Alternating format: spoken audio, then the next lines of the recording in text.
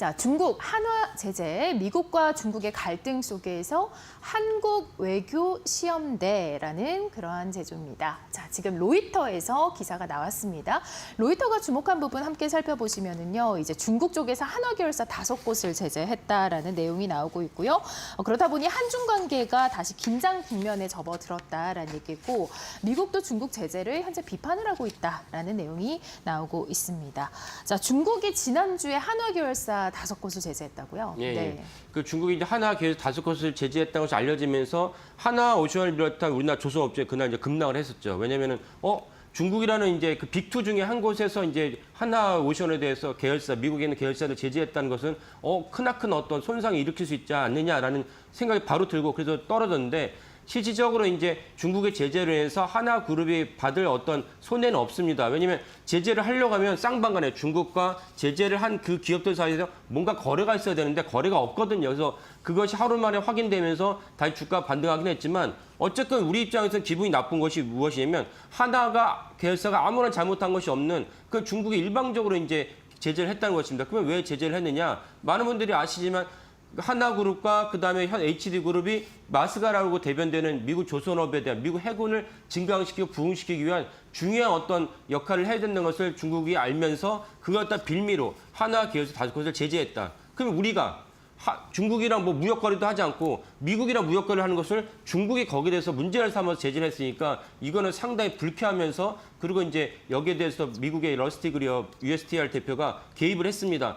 중국의 이런 것은 강압적인 태도이고 이거는 좋지 않다라고 얘기를 했고 이런 맥락이 있었는데 정작 당사자인 우리나라 정부가 무엇을 했는지 보도가 되지 않고 알려지지 않았으니까 근데 거기에서 로이터가 이제 보도를 한 것이죠. 로이터가 직접 우리나라 이제 그 외교통상부에다가 전화를 해서 어떻게 하고 있느냐 그랬더니 우리가 중국이랑 논의를 하고 있다. 그리고 중국의 담당자랑 수요일날 통화했다라는 것을 로이터 보도로 이제 알려졌습니다.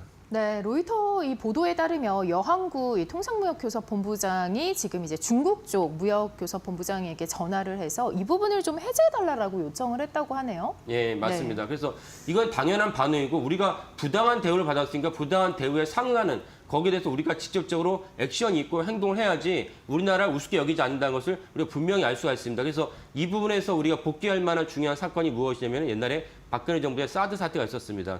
사드 사태는 무엇이냐면 미군 기지에다 우리나라 주한미군 있지 않습니까? 미군 기지에다가 사실은 그 고고도 미사일 체계에서 혹시라도 북한이 미사일을 쏘면은 그것이 미사일이 태평양 넘어서 미국 본토로 가는 것을 차단을 하고자 하는 의도에서 사드를 설치하는 것입니다. 그러면 처음에 사드 설치하려면 가장 효과가 높은 것은 당연히 판문점 쪽으로 가까이 가야지 사드 설치하는 효과가 높을 텐데 하도 중국이 반발을 하니까 그래서 사드 설치를 갖다 판문점 근처가 더 이남으로 내서 경북 성지에다 설치하게 됐습니다. 근데 무슨 말씀드리냐면 근데 그때도 중국이 엄청난 이제 시비를 붙듭니다. 야, 왜 사드를 왜 설치하냐 난리가 납니다. 그래가지고 뭐 우리나라에서 사드 설치에 맞느냐, 뭐 심지어 사드 그 성주 기지에서 뭐 거기에 많은 사람들이 내려가서 뭐 그 시위도 하고 데모도 했습니다.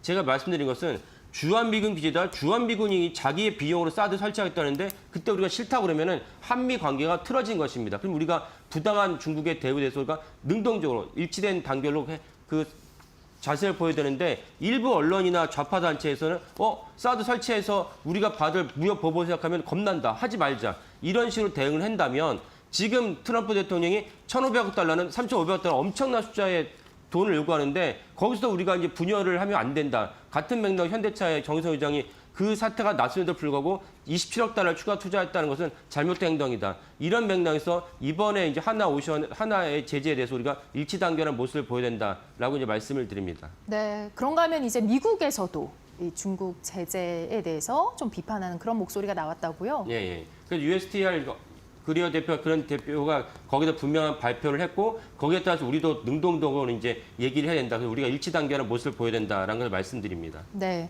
자 트럼프 시대가 열리면서 지금 마스크를 비롯해서 정말 논의해야 될 상황이 많습니다. 관세도 그렇고요. 좀 우리가 일관된 정책을 펼칠 필요가 있어 보이는데요. 네, 맞습니다. 그러니까 사실은 제가 몇 번 말씀, 미국은 여론의 국가이기 때문에 우리나라 주요 오피니언 리더들이 미국의 유수의 언론에다가 트럼프 대통령의 부당한 대우에 대해서 얘기를 하고 심지어 월스트리트저널도 이번 주에 혹시 아시는 분도 계시겠지만 야 트럼프 너가 관세를 받아가지고 외국에서 엄청난 돈을 받는데 엄청난 돈을 받은 걸 갖고 니네 마음대로 쓰겠다면 너네 정부가 끝나고 나서 너네 아마 처벌받을 수 있을걸? 이런 얘기를 했습니다. 이건 엄청난 얘기입니다. 그러니까 그에 상응하는 우리도 이제 일치 단결해서 트럼프 대통령에게 그 대응을 해야 된다라는 것을 이제 말씀드리고 싶습니다.